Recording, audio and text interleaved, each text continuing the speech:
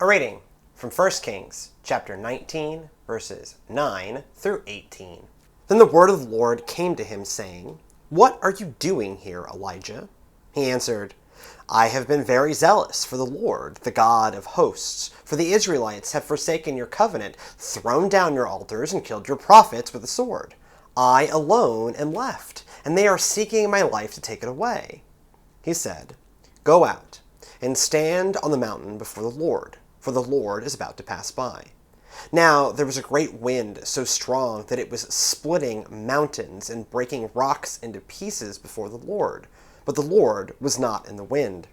And after the wind, an earthquake, but the Lord was not in the earthquake. And after the earthquake, a fire, but the Lord was not in the fire. And after the fire, a sound of sheer silence. When Elijah heard it, he wrapped his face in his mantle and went out and stood at the entrance of the cave. Then there came a voice to him that said, "What are you doing here, Elijah?" He answered, "I have been very zealous for the Lord, the God of hosts, for the Israelites have forsaken your covenant, thrown down your altars, and killed your prophets with the sword. I alone am left, and they are seeking my life to take it away." Then the Lord said to him, "Go, return on your way to the wilderness of Damascus. When you arrive, you shall anoint Hazael as king of Aram. Also, you shall anoint Jehu, son of Nimshi, as king over Israel, and you shall anoint Elisha, son of Shaphat of Abel-Meholah, as prophet in your place. Whoever escapes from the sword of Hazael, Jehu shall kill, and whoever escapes from the sword of Jehu, Elisha shall kill. Yet I will leave 7,000 in Israel, all the knees that have not bowed to Baal, and every mouth that has not kissed him." Hall of Famers come in all shapes and sizes.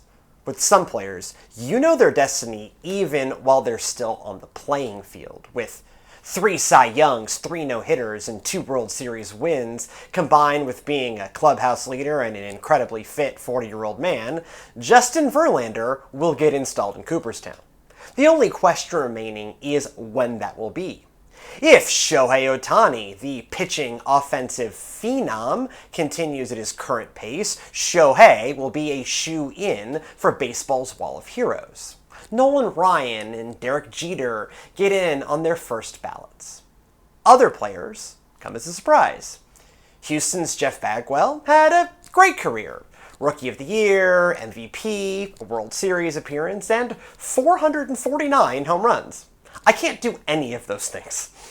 In the 1990s and into the early 2000s, Bagwell was one of the top sluggers in an era dominated by top sluggers. But he wasn't the best of them.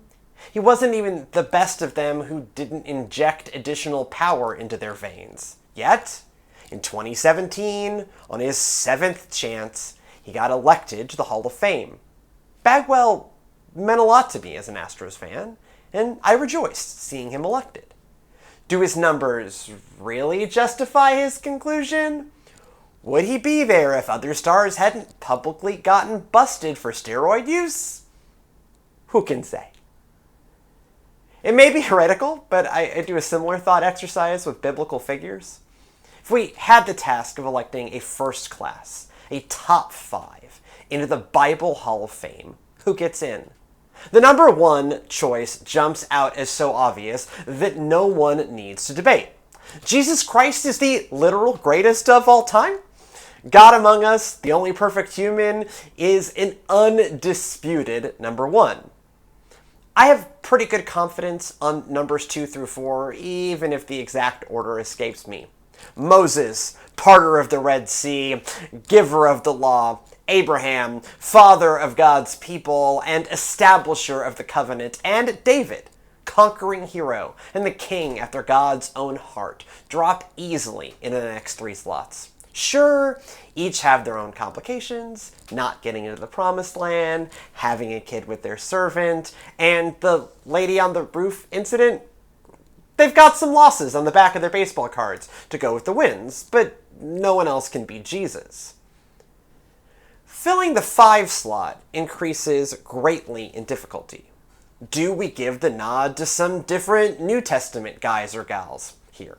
Peter, Mary, John, Paul, George, Ringo. Do we pull in some of the other greats of the Old Testament? Joshua, Josiah, Esther, Ruth, Joseph. For the authors of the prophets and the New Testament, there's a clear and surprising answer: Elijah. He gets top billing as the herald of the Lord's return. As it says in Malachi chapter 4, verse 5, "Lo, I will send you the prophet Elijah before the great and terrible day of the Lord comes." John the Baptist, in his role as forerunner of Christ, gets compared to Elijah, as it says in Matthew chapter 11, verses 13 and 14. For all the prophets and the law prophesied until John came, and if you are willing to accept it, he is Elijah, who is to come. And Elijah gets a co-starring role in the Transfiguration, an almost literal Hall of Fame for prophets, as it says in Matthew chapter 17, verses 1 through 5. 6 days later, Jesus took with him Peter and James and his brother John and led them up a high mountain by themselves. And he was transfigured before them, and his face shone like the sun, and his clothes became dazzling white. Suddenly there appeared to them Moses and Elijah talking with him. Then Peter said to Jesus, "Lord, it is good for us to be here if you wish. I will make 3 dwellings here, one for you, one for Moses, and one for Elijah." While he was still speaking, suddenly a bright cloud overshadowed them, and from the cloud a voice said, "This is my son, the beloved, with whom I am well pleased. Listen to him." The biblical authors have spoken. Your 5th entry into the Bible Hall of Fame is the prophet Elijah. Going just off his stats, though, he comes as an odd inclusion. He did defeat the prophets of Baal, going 400 against 1, and even slaughtered them after, effectively showing their so-called God to be false in 1 Kings chapter 18. He holds a record unmatched by anyone other than God of having never actually died, merely ascending into heaven in 2 Kings chapter 2. However, his mission as a prophet was to turn Israel back from disaster and get them back to worshiping God alone. His work happens during the divided monarchy. Israel, the one nation, splits into 2 nations, Israel to the north and Judah to the south. Judah, home of the temple, does a better job of staying true to God. Israel wanders off much quicker, gets conquered much quicker, and never returns to their godly ways. In encouraging Elijah, God also tells him that his work isn't going to work out. Then the Lord said to him, "Go, return your way to the wilderness of Damascus. When you arrive, you shall anoint Hazael as king of Aram. Also, you shall anoint Jehu, son of Nimshi, as king over Israel, and you shall anoint Elisha, son of Shaphat, of Abel-Hamel, as prophet in your place. Whoever escapes the sword of Hazael, Jehu shall kill. And whoever escapes the sword of Jehu, Elisha shall kill. Yet I will leave 7,000 in Israel, all the knees that have not bowed to Baal, and every mouth that has not kissed him." Aram is an enemy nation who will begin harassing Israel from outside. And anointing Jehu creates a rebel leader to attack King Ahab from within, creating further instability. God says to Elisha, stop trying to save them and start tearing them down. Elisha may have 7,000 souls on his side, but his work of saving the soul of the nation fails. Our number 5 guy all time doesn't succeed at his mission? No, not exactly. Elijah's role as prophet was to stand up and speak God's truth.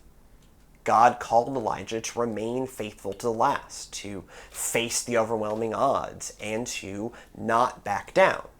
He did all of that.